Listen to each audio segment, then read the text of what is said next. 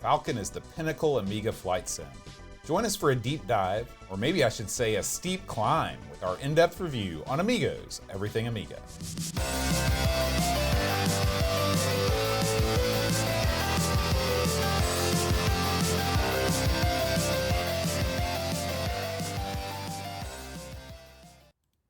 Hi everybody, welcome to Amigos. I'm John. And I'm Aaron. And today, Aaron, we're talking about Falcon. Yeah, man. Do you have a favorite bird of prey?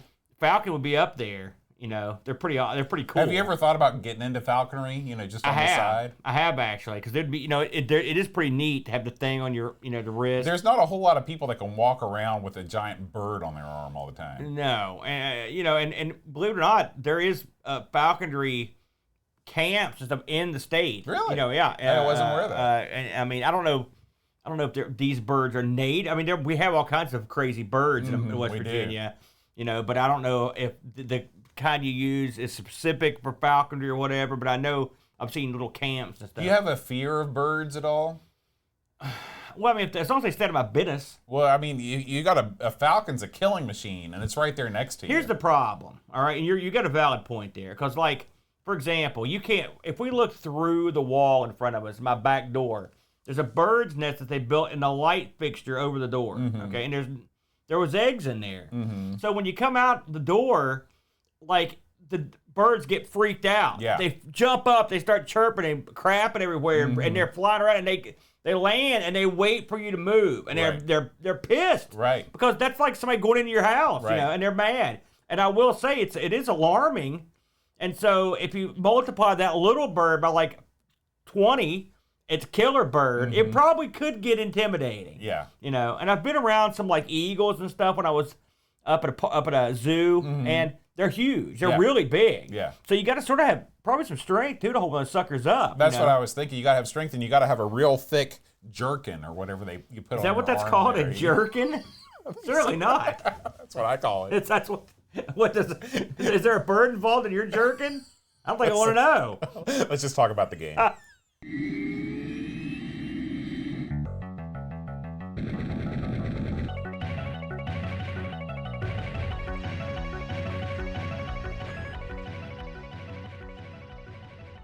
It's just like, it's not like somebody's pounding a keyboard with those rubber chickens. It's a crazy time.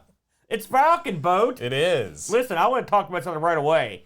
The American box art for this is awesome.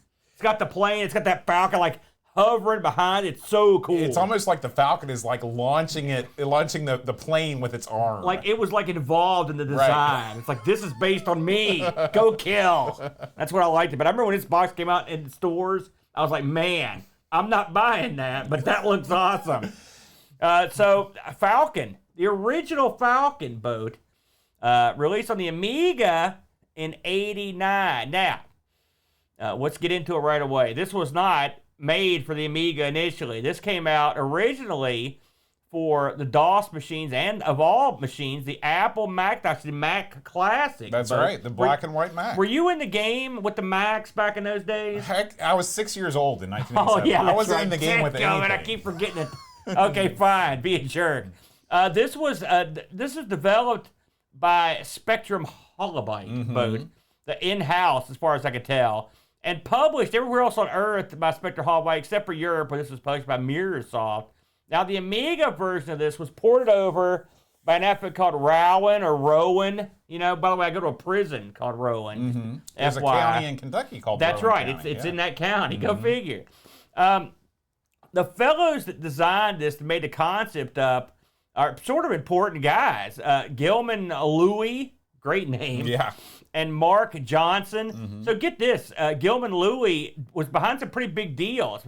Amongst them, Mech Commander, which was a pretty big game back in the day amongst a certain amount of people. MiG-29, Star Trek Next Generation Final Unity, for that one. And Mech Warrior 3, which is a great DOS game. Mark Johnson had some decent stuff, too, including Buck Rogers and Champs of Corinne, Renegade, Legion's Interceptor. You know, those are some pretty big games from back in the day. He also, unfortunately, worked on Archon Ultra I wasn't a big fan of that one. Was that the little talked about third release in the series? It was. Now get this, he worked on Super Bubsy. Remember Bubsy? Yeah. Did you know there's a Super Bubsy for Windows? No. I was baffled at that. Get that on ARG. I want to see that. But Mark Johnson, really, what he was most well known for, he worked on a lot of Gold Box games, both the D&D games. Pretty good. Coded by Chris Orton. You'll notice a lot of these guys worked on the same type of games. He worked on Dawn Patrol, Reach for the Skies. Another coder, Colin Bell, worked on Reach for the Skies. Another guy, Russell Payne, worked on F-29. You see the common thread here. So you've got a lot of the same people that worked on these Flight Simulator games. They came in as some sort of pedigree or carried this game forward when they moved on to their other efforts. The music in this, for what it is, it's listed as Andy Fisher and Russell Payne. The Payne. Even Russell Payne worked on F-29, so I'm guessing he did sound effects in this. That's probably what carried through. Sound effects are pretty good. We'll get to them. This is an OCS joint, if you can believe that. Well, I can because it came out in 1989. Right, but I mean, it just by looking at it, it defies most logic on what you would expect on the Amiga. We'll get into some of the other things. Now, this again, I mentioned that this was not originally based on the Amiga, of course, but you also got ports aside from the Apple and Mac and DOS version. The ST got this. So get this, the Turbo Graphics got this. Yeah. And this was meant to be on a bunch of other machines. There was a Super Nintendo version in the works. There was a Nintendo version in the works. There was even a version they were working on for the freaking Jaguar. Really? Yeah. Wow. So well, Falcon is a platform, or is a series that's gone on for many a year. That's right. I believe the big one was Falcon 4, but the reason I mentioned that one is, and this was also years ago, obviously, probably 25, 30 years ago when it came out, but it's one of these like community held in high regard and kept modding it and updating it and fixing bugs, and that's one of those deals, sort of like MechWarrior 3 is another one that had gotten that sort of treatment. But of course, this did not appear on the old Amiga. So we'll leave that for another conversation. But yeah, did you get a year on the fourth one? Well, I was just checking this out. I was looking at Wiki here, and I guess the very first Falcon game was actually for the MSX. Yeah. 1984. Yeah, it was on the MSX as well. It's weird. Have you looked at that version? No, I haven't. It doesn't look the same. Okay. I barely count that one. Yeah, well, they say it's not really an official entry point in the series. Because I looked at that when I was like, And then, like you said, Falcon 3 was the big one. That was in Falcon 4 was the big one. And it says that it's one of the longest running game series in PC history to have used the same code base. Oh, that's neat. I didn't know that. Yeah, the history of Falcon 4 spans over 2 decades. So it's pretty crazy that game, they keep the same code base around for that many years, 1998 till present, I guess. So we mentioned that this was originally put out for the Mac and DOS. It was originally developed in conjunction with HoloByte with an outfit called Spear, right, of which these guys worked for. And then they moved it up. Now, we're going to talk about the Amiga version, but I will say there are differences amongst the versions. I will say the closest Amiga version, the closest that's the same as the ST version. And there are reasons, and the main reason is the amount of missions that are involved. So, Falcon, it's a flight simulator. We should probably mention that. And in this game, you are going to fly F-16 jet fighters, and through a series of missions. I mean, really, you pick the mission you want to play. Although the thing that separates the Atari and the Amiga version is that you can sort of go into like a scenario, like a continual running, like a campaign. That's right. Thank you, Bode. So the game comes up. It's the normal stuff. It's got an opening screen. You come up, and then at this point, you pick your pilot, and then you name your pilot, and then you are set up to play the game. You've got a choice of where to start in terms of difficulty on this game. Trust me when I tell you, start at the bottom and work your way up, because this does ranks like in the military. You've got first lieutenant, captain, major, lieutenant colonel, and colonel. And even after that, you could increase the difficulty, which I'll get into. And then once you've chosen what rank you're going to go with, then it's time to choose your mission. There are 12 missions. They range from the really, I thought the one thing about this game that I thought was interesting, if you go through and look at the missions, none of the missions are like modern gaming type missions where it's like continual, like, wait, checkpoint, do this, then go here and do that. They're simpler missions, I guess. Even the more complicated ones, the more difficult ones, aren't like super duper complex. Yeah, I would agree with that. It's like, for example, in the first mission, go blow up a thing on the ground. That's the mission. One of the later missions is like, go try to destroy 4 MiGs single-handedly. That's the mission, right? It's not easy, by the way, but it's not like you're driving all over Earth. Right. Once you decide on the mission you're going to play, it's time to arm your jet. You are given a choice of armaments, but the guy will set you up the armaments if you want to go that route, which I always did. Although the book does tell you what all this stuff does. Well, if you choose higher difficulty levels, you choose your loadout. Okay, well that would explain why I never did that, because I never went high. And then once you get this done, you're ready to go. Now, before we get into the actual flight simulator, what did you think about the way the menus were set up, the opening, the ambiance, and whatnot? What did you think about that? Well, I try and remind myself that this is almost the first game of its kind, really. Yeah. I mean, we're talking about very, very early on, and a lot of the games that came after this game built upon it. Yeah. That said, I would have liked to have a little bit more information about a lot of what this game relies. This game heavily, heavily, heavily relies on the manual. Okay, this game provides almost no in-game instructional material or information about the missions or anything. We covered another game where it just had the mission names and that's it. So it's the exact same thing. You've got to look up the missions in the book. Right. So that said, I thought that it gets you into the action pretty quickly. Yeah. I definitely appreciated the fact that the game chooses the loadout for you. Because we don't know what we're doing. Yeah. And at the beginning of the game, you don't always know what you're doing. And then you have to go and you have to decide what works and what doesn't. I thought that the graphics in this game were stunning for the time. I thought the speed was stunning for the time. Because again, you've got to look at this in the time period that it was produced. Yeah. And for 1989, there couldn't have been anything on a home computer that looked better than this game. Yeah. One thing I liked, when it comes to the start of the game, it's simple. It doesn't. It didn't overwhelm me.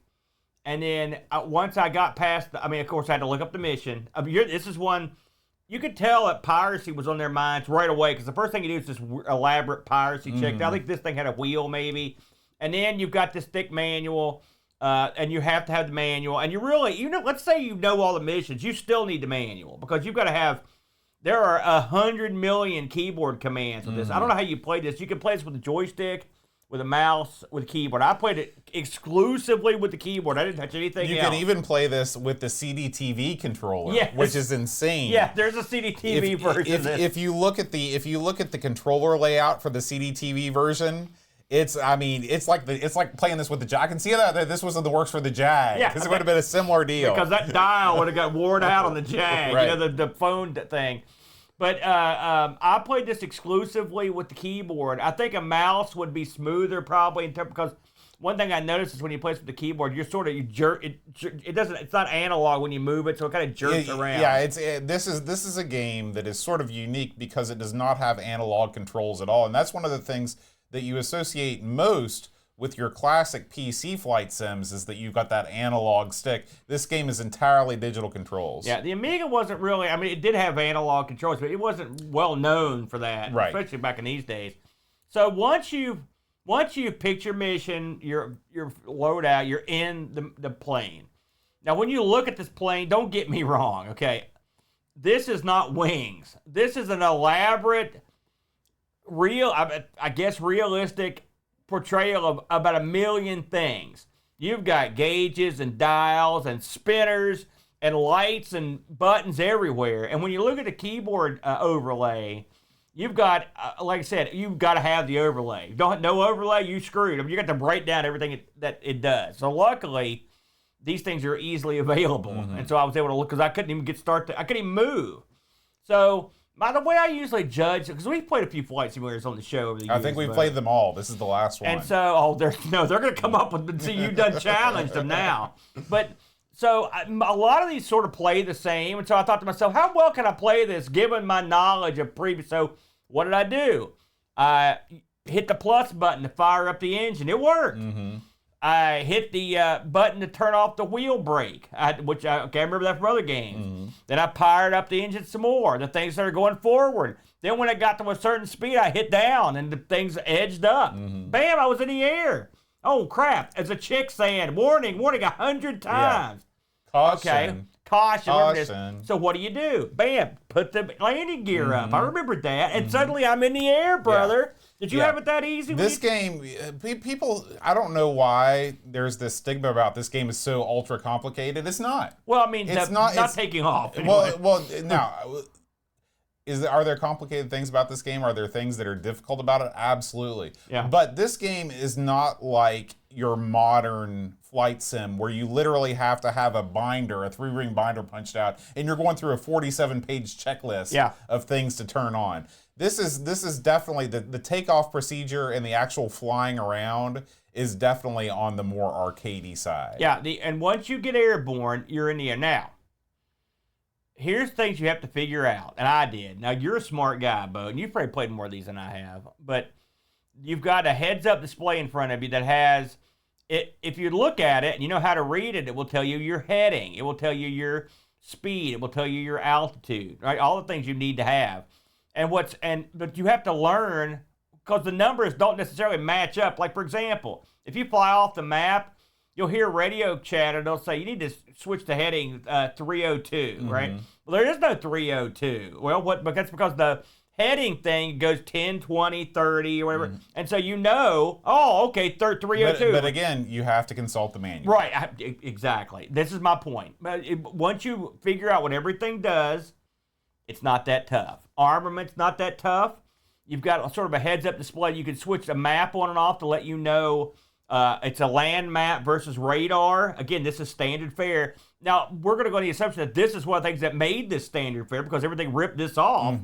But it works. It all works like it's supposed to. And having played so many of these over the years, I felt pretty comfortable pretty quick getting into this thing. Now, what about yourself on that? Yeah. I mean, I sort of go through the same thing that you do, where it's like, let's see how far I can get without the manual. Right. And what threw me, what made me turn to the manual at first was the heading thing. Because too. Yeah. Because the one of the biggest flaws of this game is that when you fly off the map, you just have no idea where you are. Right. Yeah. Because you literally disappear. You literally disappear. Yeah. And it's not always easy to see where you are on the map, even in the best of times, because you're represented by this black, small, flashing square. Yeah. I would have done that differently. Yeah. This game's not perfect. I was going to get that. Yes, that's one of the things it does wrong is the map system is no good. It needs to represent you in a bigger and better and bolder way. Because that little black square blends in, it's tough to see. You can imagine putting this on like a TV. You know what I mean? You'd be screwed. We'd be like, my God, what's going on here? But once you learn how to control your heading, like when I would leave the map early on, I was screwed. I didn't know what I was doing. But once the guy says, okay, I will say I love the fact that a voice comes out and says, listen, you need to head to 212, and you set it, and then once you it worked. You're back on the map, right? So it's a non-issue after that. You know what I did? Whenever I flew off the map, I hit the A key. Do you know what that does? Autopilot. Yeah. If you hold down A, it will take you exactly where you need to go. Oh, really? Yeah. Hold it down, because I was just tapping it. If you hold it down, it will do that. Or you can go continuous autopilot by pressing Control-D. Interesting. I didn't know about holding it down. All I did was tapping it. It would turn on, but it didn't necessarily act very well. Yeah, you've got to hold it down. That's why, So we're going to take the first mission as an example here. But I played several missions. We can talk about them. The first mission, you have to fly at least 5 kilometers from your base and blow up a ground target. You have to blow up 3 buildings. Yeah, you have to blow up and there's a bunch of there's a bunch of different places you can do it. There's only one place you can do it. No. There's multiple ground, but you don't get credit for them, but you can blow them up. Well, yeah. So you hit the button, you're in the air, and it's time to go there. Then you have to set it up. Set your ground weapon, and they've got different sort of radar.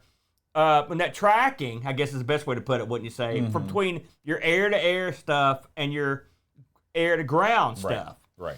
What did you think about? Because that was kind of the air-to-ground. It's a little weird. Well, you just have to select the right. You have to select the right weapon. Right, but I mean, it trails in a weird kind. It's kind of neat, actually, the way it works. I didn't, the milk run. That's called the milk run. And it's meant to be a training mission because you have nothing's coming to get you. Especially when you play, you have to go up to like the second or third difficulty level to even be able to be hit by other things. Yeah. So in this, the biggest problem that I had, and this is the problem that I have in every single flight simulator, is that I want to jam on the throttle as hard as I can and go as fast as I can. Yeah. And when you do that, it takes you about 470 miles to turn around.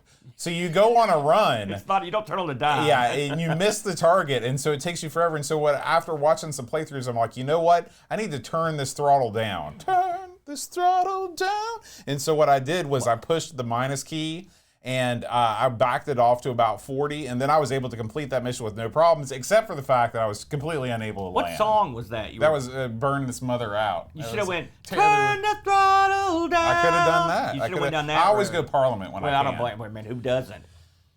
So, yeah.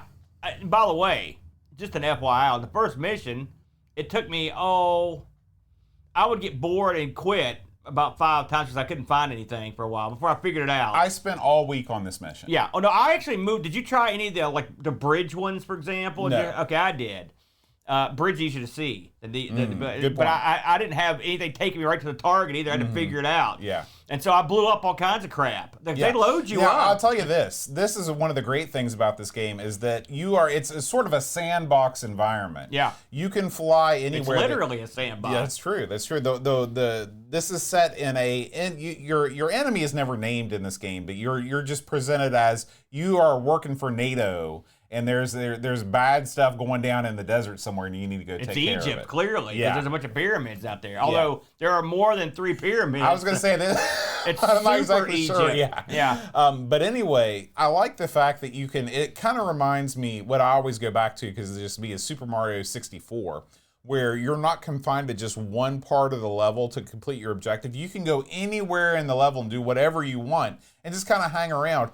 And you are the entire world of the game is these 9 squares. And so you spend a lot of time just kind of flying around. Now, the game tells you, it says, you're going to get good enough at this to where you won't even need to use the map. You can just look at like different things on the map, visual indicators to show you where you are on the screen. I never got that good because everything's brown. Yeah. And it all looks the same from the air. Yeah. I never got anywhere near that. So I never got that far. But I will say I enjoy just being able to freely fly around the map and check out the different things. I do wish that they would have made your first mission more centrally located because those 3 buildings are right near the edge of the map. And once you go off the map, you cannot see yourself on the map. Yeah. And you can just keep going. And that sucks. And without autopilot, I would have never been able to complete that first mission. Well, I can tell you, having autopilot work like that, it was not easy. Yeah. It took me forever. And then we can talk about the landing of the ship. Well, by the way, did you ever run out of gas? No. I didn't either. Okay, No. so maybe that's not something that you can do on the easy difficulty level. So landing, how'd you do? Bad. I couldn't even even the approach is difficult. Yeah, that's the hardest part. I landed this thing tons of times, but it was out in the desert, or like not on the runway. Right. I got on the runway one time, and I was barely on. But I was like, yay! Now, there are small things they could have done in this game that were doable that they chose not to do that I wish they would have done. All right. The first thing is they need to put some sort of on-screen element to tell you about how far you've gone into this mission, okay? So, for example, if you look at the Rattlesnake Roundup, which is the 3rd mission, it says you've got to destroy 3 SAM sites, okay? There's no on-screen indicator that says 3, you've destroyed 1 out of 3. Yeah. You just kind of have to know that you've blown up. When you have an entire environment that you can blow everything up, sometimes it's not completely clear what you need to blow up. Now, I will say that, again, from the instruction book, they show you exactly where in this 9-square quadrant the targets are that you need to blow up. And that is helpful, but I was irritated when I didn't know that at first. I would like to see something on screen just to tell you. And then when you blow them all up, at least give me something. Give me a round of applause or something that say, okay, you've done it. Because when I blew up those 3 things for the milk run, it wasn't like, all right, go and land. Now, maybe it was because I didn't blow up the right 3, but did you get any sort of indicator that says it's time for you to go back to the base? I don't know if I ever successfully, in fact, I know I did not ever successfully complete a mission. I can tell you that right now. Now, I did blow up the thing in the book. And that's how I found it, by the way. You're right. The manual does tell you where to go. And and general idea, of course, getting there, staying there, like you said, not easy. At first, I just flew around blowing up every building I saw. But I never got any sort of indication that I had done it right. Now, I watched videos of people playing this, and I didn't see anything either until you land. Then you can get one. But it was so hard to land, you know. And even when you can't die from landing, I still couldn't land where I needed to. It was difficult. But these are things, this is the problem with the game. I usually have a disclaimer, which I didn't use this time, but it's true. Trying to learn Falcon in 5 days, impossible. It's good. This is one of those games you sat down with for like months. Oh, yeah. And this is take the book into John with you for a couple weeks. And this is the kind of game that I think would be very rewarding because you have your missions laid out. You know, you've got your 12 missions or whatever. And you're like, all right, this is my game. Maybe you shelled out money for this because you've got the manual. Yeah. And you're like, I'm going to spend the next 2 months and I'm going to master every single one of these missions. And when you do that, you really feel a sense of accomplishment because you not only have you completed these missions, but you've mastered the art of flying this craft on the game. Yeah, and I will say, I had fun flying it because you can do like pretty intricate maneuvers. It's a jet. Yeah. And so I remember in one distinct, you know, because there's a proximity warning when you're going to hit the ground. And I was trying to chase these MiGs around, right?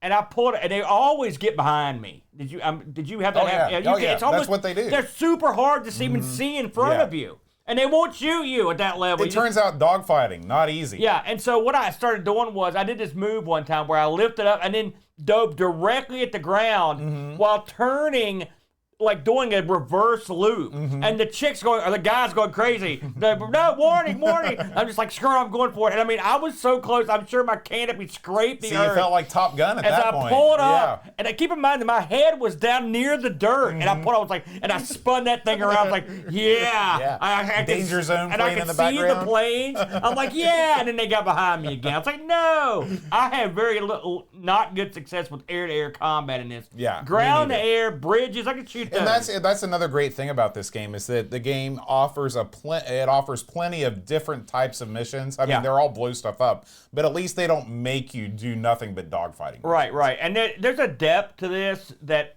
it's funny. This is not a deep game, but it is. It's not like you're not going out to sea. You're not going to be fighting over the tundra. You're pretty much stuck with this area, and you're not going to be picking from 30 planes, right?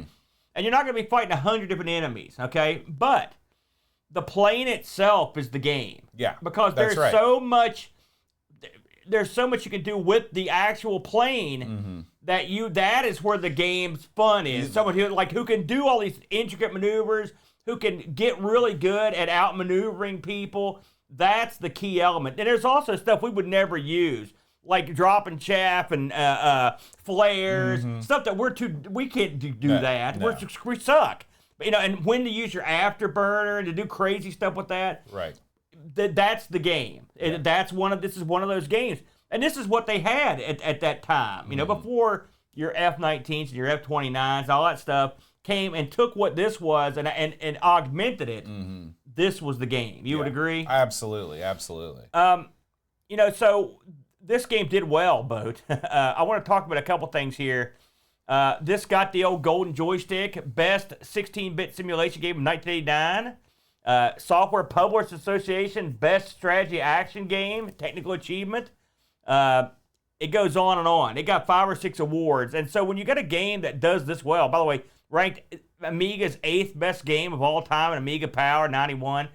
So you know you're going to get, and they set this up ahead of time, you know you're going to get some sequels. Well, this is the day where they just put out a sequel every 3 seconds. This had expansion discs, Boat. I didn't try these because I thought we might tackle them at some point in the future. But it had Falcon Operation Counter-Strike and Falcon Operation Firefight.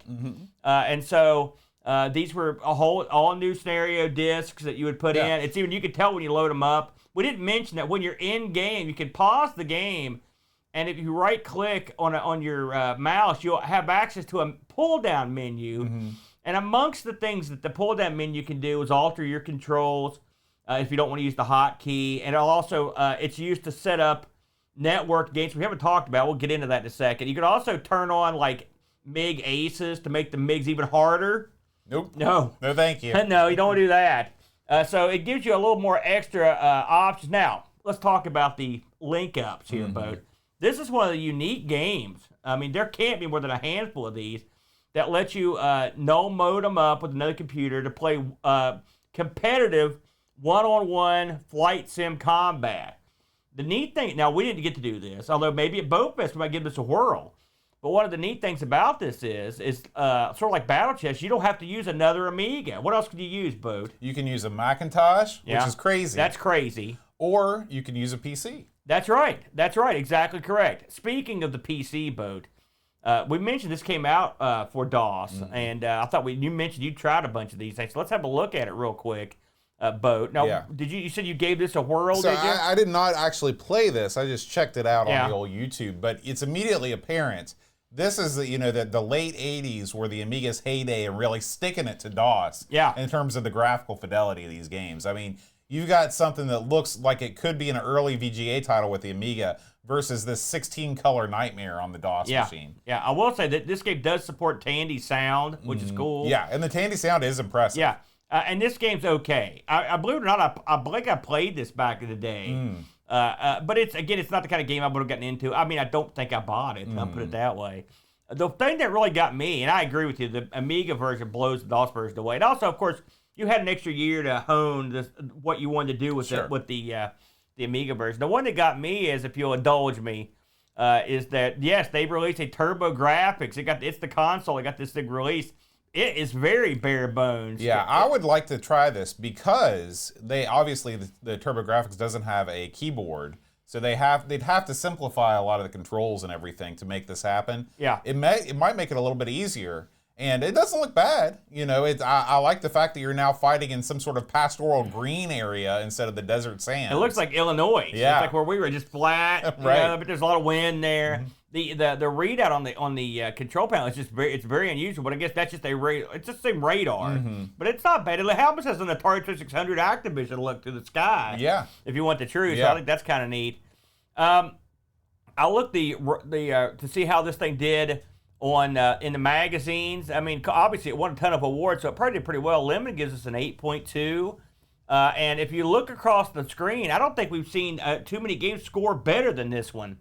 Everyone from Amiga Action down to 0-1 gave this scores in the 80s and 90s. There's only one outlier, Amiga Power 17, which gave us a 74, but everyone else was really into this. Well, Amiga Power, that would have been well after the original release date. Yeah. Because Amiga Power didn't even launch until 1991. Oh, that would explain it then. But then one would wonder why they would bury it. But still, there you go. Did you get any action on the old Discord? We did. We got one review from Mobius, and he says, after almost 8 years and over 400 podcasts, you guys have finally decided to cover Falcon. Well, I hate to break it to you, Mobius, but we didn't decide to. We never would have decided to cover this game.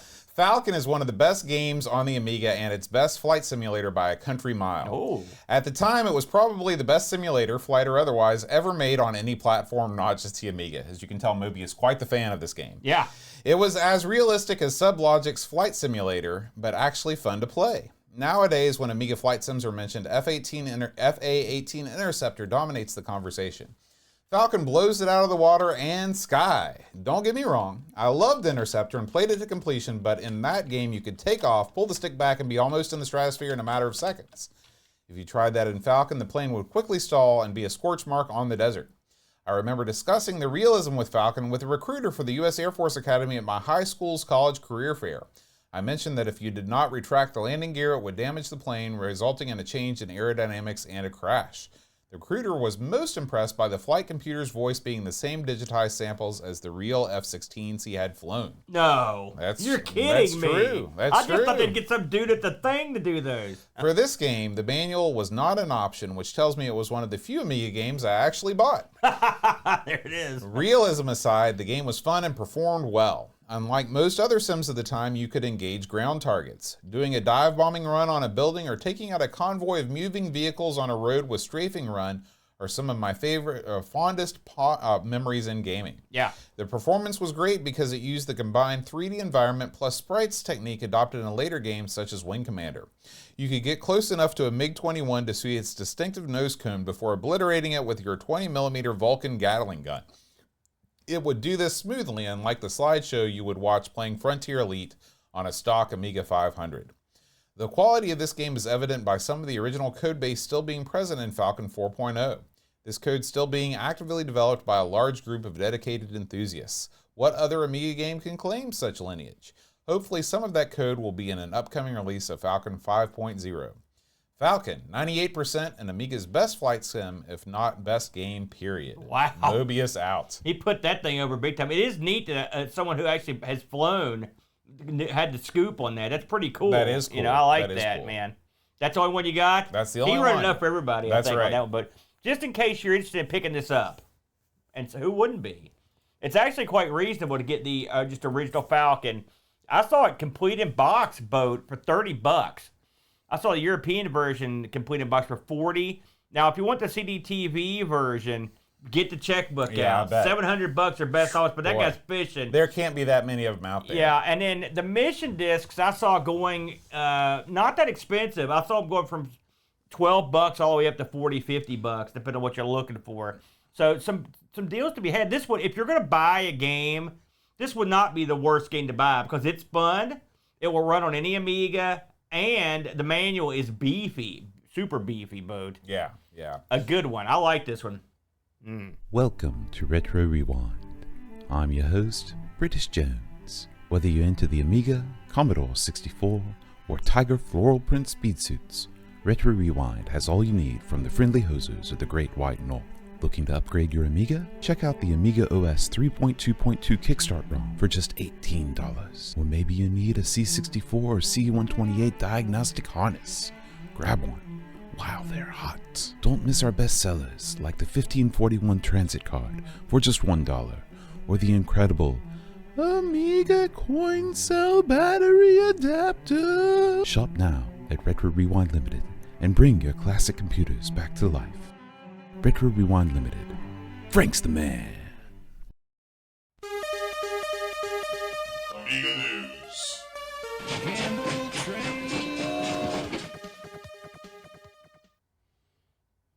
You know, Aaron, we only have a couple stories this week, but they're pretty cool. They're pretty cool. This first one comes to us from 10-Minute Amiga Retrocast. Doug, he's back, and he's talking about the Pi Storm.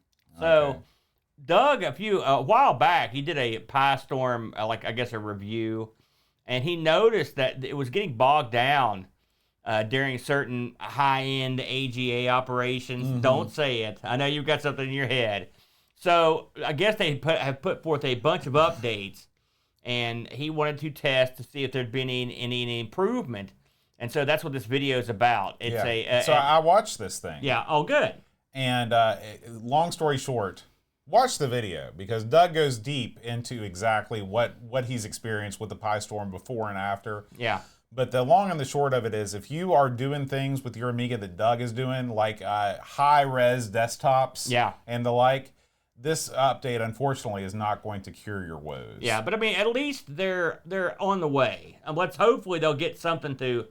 And for your average, Doug says this multiple times, for your average schlup like ourselves, we would probably never even notice this. We'd be good to go. Well, we wouldn't buy a Pi Storm because we wouldn't need one. But for people doing high-end graphics work and stuff, and a lot of people do, this is one that might get you. I think it's a memory issue. Speed thing, but they're always updating this, and this is a continual project, and so there you go. So that's expected. So it was a good video. It was very educational on the process. Now I watched two videos this week from our good buddy, and here it is. Whoop, there he is. Let me just mute him here. Our good buddy being Chris Edwards. I'm sorry, good buddy. I got distracted. Good buddy Chris Edwards here. I want to talk about the first one real quick, which was recapping a CD32. Man, I wouldn't want to do that. There was like 30-some caps, and man, I'm telling you, it's just a drag to do it. It's such a pain to do it. So his second video was intriguing to me because what you've got here is one of these like mini, it's like a mini MiG. I Amiga on a small board. It's like a FPGA. I was going to say Mini-Mig is also the name of the core That's on it. the Mister. That's it. That's what this is. Okay. But this is a unique piece of kit here because it has a socketed. It's got a socket on it that will literally allow you to put actual Amiga accelerators on the Mini-Mig. Why would you need to do that? Because the Mini-Mig doesn't go that doesn't, like, you've got the Mister version. Yeah. You can't set it to like 1,000,000 miles an hour. It has a limit. This actually, and also just the fact that you can do stuff with it that you can't do without actual hardware. For example, like he puts accelerators on this thing and an accelerated 68,000 chip on it, and with good results. It was an intriguing. Listen, I can understand where you're coming from. You can sit back and say, and again, you would never do this, neither would I. But if someone wants an accelerated, well, it's an honest question. Like, so you're saying that the FPGA that's on the Mini-Mig board needs to be accelerated to unlock its full potential? Well, the Mini-Mig tops out at was it 20 megahertz, something like that. These things are going way past that. These are like 6860s, like with like a zillion tons of memory. They're like super jacked up. So beyond the normal up. So it does. It extends the power of the chip that's on the FPGA chip. Right. Exactly. And what else does it do? Well, it's if you don't want a Mister, or you've got something else in mind, or you just want to be able to do the acceleration stuff, this is the board for you. If you've got one of these expensive Stephen Jones cases, for example, or you want to build something, then you do. And now, this is more expensive than a Mister. I can imagine. Okay? Yeah. And then that's not counting whatever wacky peripherals you want to stick on there and turn. And here's the thing. Here was my thing with this. There's two things. I think this is interesting. And you're talking to someone who owns a wacky Mini-Mig gimmick, and with the thing I've got, right? This thing doesn't have HDMI, which I don't like. Now I know there's some sort of limitation that I don't know why they can't do that, but it has no USB. Maybe it's like the old Amiga. Same sort of deal. It's exactly the same. But it also has no USBs. Really? Yeah, it has no USBs, so you still have to hook this up to a 31 or. You have to hook it up to a special monitor. Yeah. Which is that.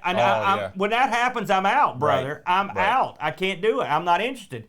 However, if you're already rigged for this sort of stuff, this thing's ready to go, and it looked pretty tight. I do like the fact that there's a bespoke piece of hardware that just emulates only the Amiga, but I'm sure it runs other cores. Sort of like the Unamiga. It's the same sort of deal. It does run other cores. Now, here's a question for you. Yeah. How does this compare spec-wise to the Unamiga? It's better. Okay.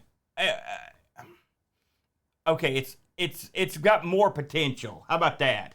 I mean, does it run the Mini-Mig core? Yes. Okay. With that said, if you ran the Mini-Mig core, it'd probably behave almost identically to what I've got the Amiga. However, you've got the ability to load up specialized Amiga cores that aren't the Mini-Mig core to work with stuff like a Pi Storm or any of these other nutty exotic chip that you could put in there. Okay. You could, like the Raspberry Pi, the whole bit. Like for example, I can't just I can't put a Raspberry Pi on the Amiga to unlock the networking potential or the RAM potential that you could have. Yeah. So it's I'd never heard of this until I mean, this really came out of the blue. I was surprised to see it, but it's an intriguing device. I'm not sure what they're going for. I'm sure that they're sold out already because I think it's a pretty limited run thing. He also stuck a terrible fire into the thing. Yeah, I'm definitely going to watch this. This sounds really cool. I love pieces of hardware like this. It's cool that they exist. Yeah, Jason reminds me, it does have a switch on it. This is wacky. It's got an onboard switch that lets you switch from 31 kilohertz to 15, but I mean, again, and I've heard, in fact, he just confirmed it. I heard there's another version of this or someone else that's going to actually have like slots on it. Yeah, having Zorro slots on something like that, that's super cool. But we're going to a weird world here. We're already in a weird world. We are. We're in a weird world with these hardware things. Like, I don't even know what we're doing anymore, to be honest with you. I mean, but, and the thing is, this is more capable than a real Amiga, more or less. But I mean, it's also really expensive, and so And that's not counting like I said, it's not like they give this stuff away either. You're going to pay, you know? So you're going to be in for $500 or more to get this thing jacked up. Yeah. And then you could get you're on your way to get a decent Amiga at that point. But I mean, people have moved beyond. Yeah, it's a different sort of niche of the hobby. You know, we've been doing this for so long. I mean, can you imagine if we first started and you'd say, listen, here's what's going to be happening in 2020. We'd be like, what? That's got to be baloney. We couldn't fathom. We couldn't even get video out of these things, you know? And now you've got this crazy stuff here. So anyway, it's good stuff. Chris does a good job of laying it out, and of course, much like Doug, like if he doesn't like something, he'll tell you. You know, and there was some quibbles in here and some weird. There's a couple things that got weird, but I mean, the actual piece of hardware looks pretty solid. I'm not sure where this is out of either. I don't know if it's out of Poland or Spain. I don't know who did this, but it's an interesting device. If you're inclined to think you might want to get one of these things, check out Chris Edwards' channel on YouTube. Out of Canada, man. Chris says. Those hosers are a smart bunch up there, Boat. That's all we got, Boat. All right, man. What's been going on the old YouTube channel? Let's see what we got here, Boat. So, a couple releases this week, Boat. And I'm going to let you talk about this one. Just to give us a brief synopsis, because the thumbnail is so evocative of what's happening. It's 8-bit Skyrim. What is that, Boat? So, we played a game on the Coco Show that was so massive that I couldn't believe it. I mean, it was a totally open world exploration game, and I was like, it's like an 8-bit Skyrim, and I was like, oh, I'm gonna latch onto that. Yeah. And so this is the most successful Coco Show of all time. It's up there. It's the most successful Coco Show of all time. It's taken the #1 spot. Yes. The #1 spot before was like 200 views. We had one of those mystery games that went bananas. That's why I didn't know if it's passing. But yes, this was also a good game. Yeah. And so it's nice when a good game gets a lot of views and no one had heard of this thing. Right. By the way, we may be talking to the author of this on the Coco, on the Coco Nation at some point in the near future. The other thing we released this week, myself and the Brent, this was the ARG and the title, Games Pixel Gaiden Podcast Got Wrong. This was our crossover episode with Pixel Gaiden, featuring a guest audio appearance by Eric Nelson. We had a lot of fun with this one, Boat. Too much fun, frankly. That's all we got this week, Boatster. All right, let's move on, shall we? What are we playing next week? Let's take a look. Oh, man. It's not just any storm. It's a Data Storm. Oh, that's a pretty good name, Boat. Yeah, Data Storm. I like that. Good. Yeah, I've never heard of that either. Yeah, so we will check out Data Storm and report back next week. Until then, we'll see you next time. Adios. Amigos is made possible by contributions from listeners like you. Patreon supporters help choose the games we play, receive exclusive magnets, and get access to the Amigos Retro Gaming Discord server. Visit patreon.com/AmigosPodcast if you'd like to support the show and join our community.